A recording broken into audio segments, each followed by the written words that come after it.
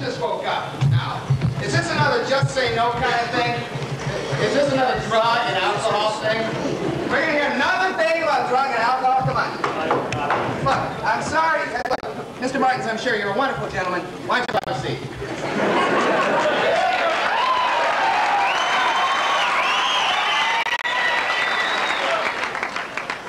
Hey, come on. We hear it all the time. Just say no. Turn on TV anytime, day or night. You got Mrs. Nancy Reagan staring you in the face, right? Just say no! I mean, come on, all the bumper stickers everywhere. Just say no! Come on. I mean, what is alcoholism anyway? Who are these alcoholics? I mean, where do they come from? For crying out loud, you go into an elementary school and you ask kids, what do you want to be when you grow up? Little Johnny's standing there, I want to be a fireman. Little Susie's over here, I want to be a teacher. Little Johnny's off in the corner, I want to be an alcoholic. They got the really big coat. And they wear it all the time, doesn't matter what month it is. Even in July, because they know it's going to be their house in the winter. And they got the really stupid hat. I don't know why, I think it's part of the dress code.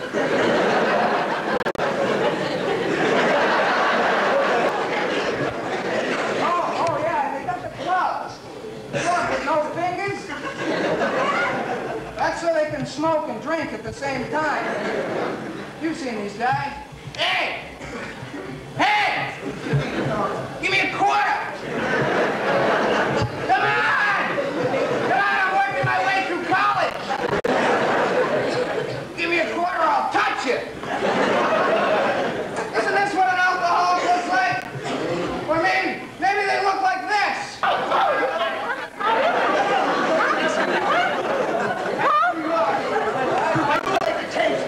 Watch out for all this. Isn't this what an alcoholic looks like? Huh? Yeah. Maybe. Or maybe, right, maybe they look like this.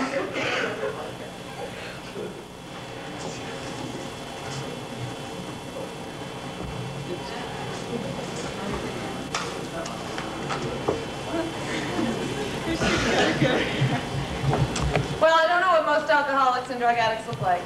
My name's Marcia, and I am an alcoholic and a drug user. And my name's Charlie. I'm an alcoholic, too. My name's Lynn, and I'm an alcoholic. And I'm Bob, and I'm an alcoholic and a drug abuser. See, ladies and gentlemen, maybe we don't fit the pictures you think of when you hear the words alcoholic or drug addict. But take a look. There's a good representation. See, not all alcoholics wander the streets in old clothes. Sometimes they look like this. See, we're all alcoholics, and some of us are drug addicts. We're in recovery. What that means is a day at a time, we don't have a drink and we don't do a drug. We're called the Improbable Players, because it's very improbable we'd be here. I only drink beer. Oh, yeah? Well, I don't have a problem because I never drink before 5. Oh, yeah? Yeah. Well, I don't have a problem because I only do drugs on the weekends. Oh, yeah? Yeah. Well, I don't have a problem because I'm Jewish. See, I always figured that an alcoholic looked a certain way, and I didn't look that way. And I used, and I used, and I used, and I ironically had a career, and I used, and I used, and I used till I didn't. But I have learned that I can refuse to be abused. And I asked for help when I was 19. I've been sober for 4 years. The power comes from the fact that we've lived a lot of this stuff.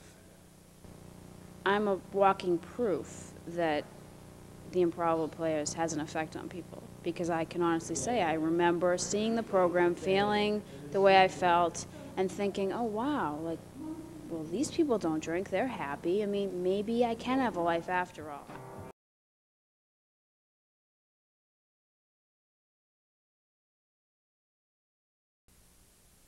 What we do is we present real situations with real people, and we tell our real stories on stage.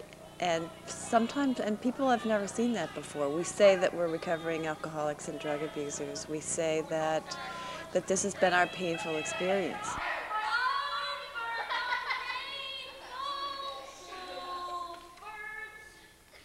And I was going in my closet every night at 5 o'clock and drinking myself into oblivion. Mom, don't you remember what you did last night? Of course I remember what I did. I went to bed early. I do that every single night. Mom, you were drunk. You passed out in front of my friends. I had to drag you upstairs. It was really embarrassing. I understood that there are a lot of people who are like me out there in the world who might look at the plays and say, oh my gosh, that's my life. Now I understand. So the point of the plays is to show people what happens around the disease of alcoholism and drug abuse and to encourage them to get help. Dad, I was talking to this woman at school, this counselor, and she thinks that Mom might be an alcoholic. Hey, don't use that word in this house. What are you talking to somebody else about this stuff? Who is this woman? She's not a member of this family. If you need to talk to somebody, young lady, why don't you talk to me? I'm your father, Christina. You need to talk to somebody, go ahead and talk. I'll listen.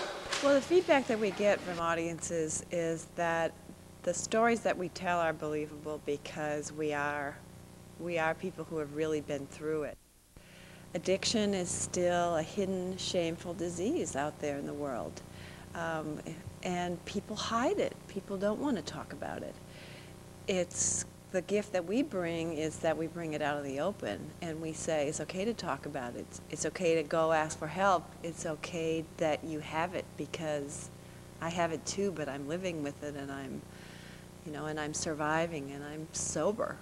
And to tell you the truth, that first holiday, I don't remember what I did. I just kind of sat on my hands and white-knuckled it, and my whole family, like, not really realizing, not trying to, give me a hard time, but they're like, hey, you want a beer? Oh, I forgot. You know what I mean? And so it was tough. It gets easier, and it's tough when it's in your family. It's really tough to deal with. And as far as like your friends and stuff like that, I started not going to those parties, and I'd go to different parties. You just find different places to go. And at first, it's a little strange and a little foreign, but as your life begins to change and things slowly happen, it becomes what you do, And I have no problem with it now. I can go, I can go to weddings, I can go, anywhere and just kind of, because it's not my thing anymore. I just don't do it.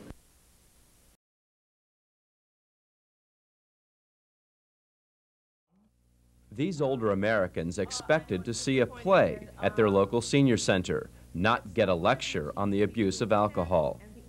The whole subject of alcohol is just kind of boring. I don't see any need to get into all this discussion. I don't find it boring. I find it very exciting. Would you please continue? And they didn't expect to see members of the audience arguing with each other. I brought up 5 children. I've been married to the same guy for 44 years. Do you think I could be an alcoholic? Yeah. Could I be an alcoholic? Nah. What does an alcoholic look like? What does an alcoholic look like? I suppose I could be an alcoholic. And if you haven't guessed, we are the Improbable Players.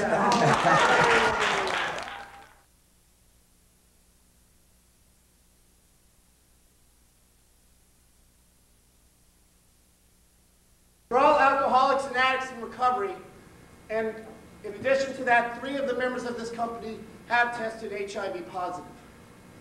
This is a play about alcohol, drugs, and AIDS. What is the connection? Before we get started, I'd like to tell you a little bit about us. We didn't want to talk about AIDS. Would you be quiet? We didn't want to think about AIDS. Out of my head. We didn't want to know about AIDS. I don't want to know. So I don't really need to hear this stuff, man.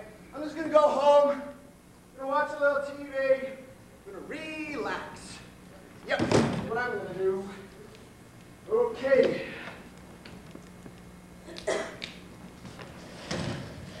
AIDS is a leading killer of American men and women between the ages of 25 and 44, which means that most of these people had contracted the disease while they were in high school. High school? Like...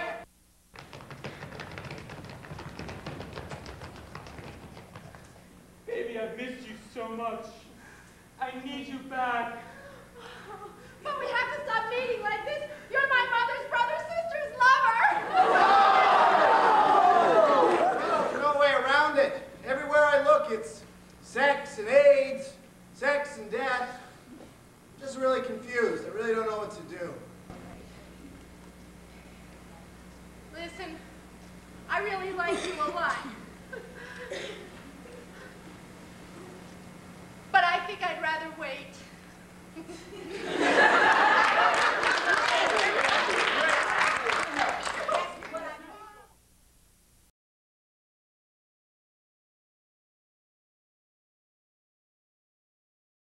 This is the moment that she'll think of when she thinks, what happened? He used to be so nice. You look too good. Pretty girls don't go home. Come on, give me a kiss. Come on, give me a kiss. It's a prom. Come on. No. Come on. No, stop. I'm so sorry.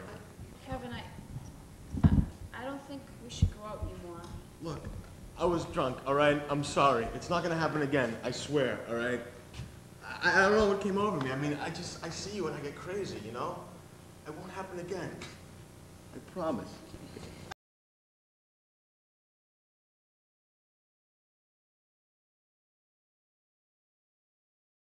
Hey, wait you guys. Come on. Focus over here. How about let's smoke this J? What are you talking about? Come on, it's our senior year, man. You know, we gotta like start off right. Wait, no, where'd you get that? Got it from my brother, you know, I stole a little weed. Wait, no, last year we said we weren't gonna do this, you guys. Come on, we're not gonna do drugs. We said we weren't gonna drink or do any drugs. When? What? Come on. No, we said we weren't. I made a pact. I never made a pact. I wouldn't have done that. No, we did it. We definitely did. We made a pact. We said we weren't gonna drink or do drugs. Come on now, this is senior year, man. You guys, this tape is still rolling. Maybe I should shut it off. Maybe you should spark it up. No, wait, you just want to spy on us. I want to make a good documentary. When I get into college, I want to take a filmmaking class. That sounds cool. Come on, just do it. Okay, you guys are going to do it.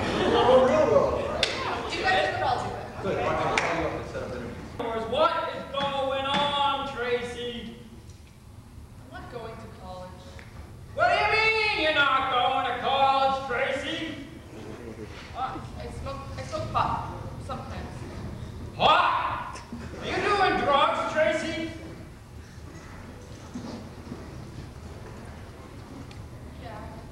And, you know, You know what, Tracy? Drugs are not going to do you any good. In fact, drugs will only make the situation worse.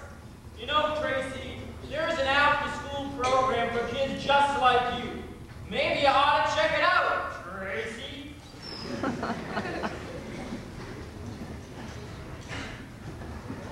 dumb idea.